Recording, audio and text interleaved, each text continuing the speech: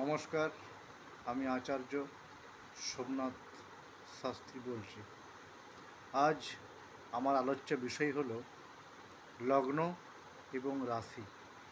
লগ্ন এবং রাশির মধ্যে পার্থক্য কী, বা লগ্ন ও রাশির গুরুত্বই কী।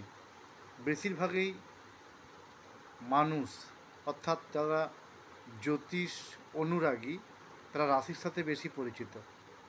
অনেকেই রাশি সম্পর্কে জানতে বা নিজের রাশি ফল জানতে বা নিজের রাশিটাকে মনে রাখার জন্যে অনেকটাই জ্যোতিষের প্রতি ইন্টারেস্ট আছে।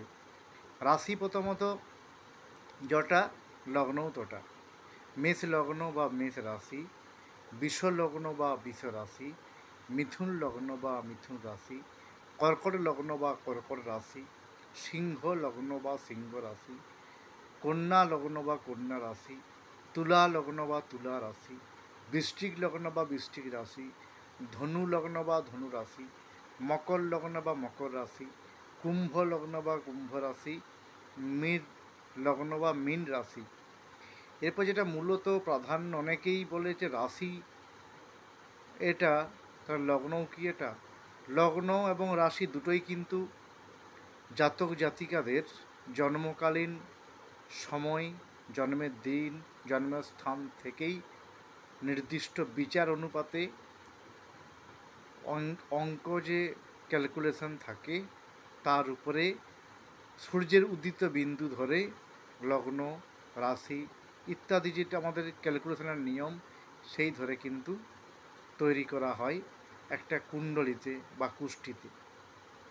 এরপর লগ্ন থেকে আমরা কি জানতে পারি? লগ্ন হচ্ছে সম্পূর্ণ বিচারটাকে প্রেজেন্ট করে।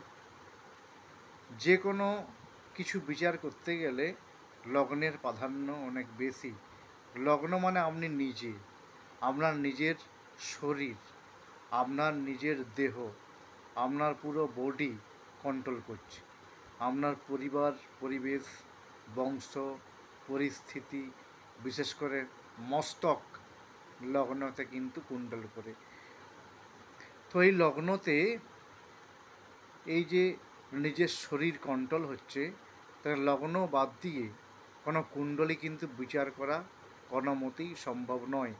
তাই লগ্নকে আমরা এক ধরে তারপরে অ্যান্টি ক্লক ওয়াইজ কুণ্ডলিতে বিচার করা হয়। তো লগ্ন মানে দেহ, মানে বুঝতে পারছেন, আপনার যদি লগ্ন দুর্বল হয়, আপনার দেহ ততটাই দুর্বল।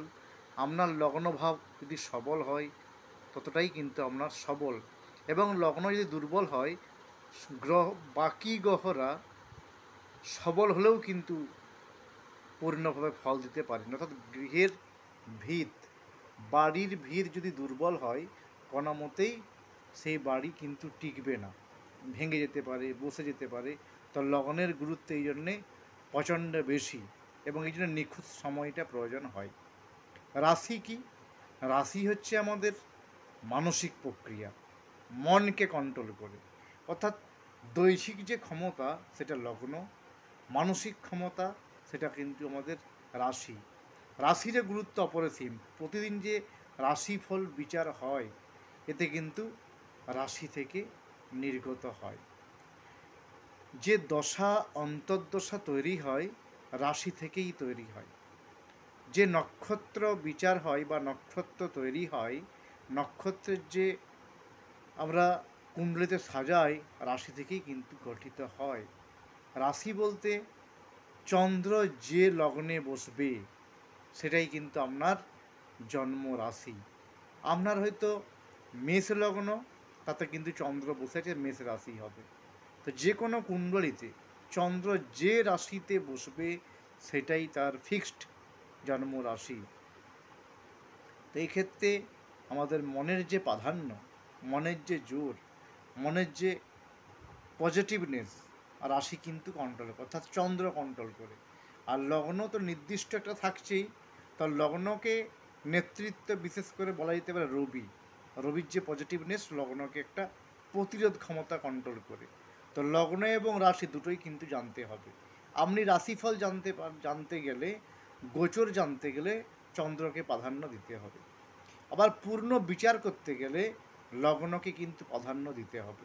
এই জন্যে জ্যোতিষের যে বিচারধারা সিস্টেমের মধ্যে দিয়ে করতে হয়। অনেকেই রাশিকে মানে তো লগ্নকে মানেনি, বা লগ্নকে মানে তো রাশিকে মানে না। তো সেই সাপেক্ষে এইখানে লগ্ন এবং রাশির পার্থক্য আমি বুঝিয়ে দিলাম। লগ্ন মানে দেহ, রাশি মানে আমাদের মন। একে অপরের পরিপূরক, একটি বাদ দিয়ে একটি কোনোমতেই হবে না। তাই রাশি এবং লগ্নের গুরুত্ব অপরিসীম।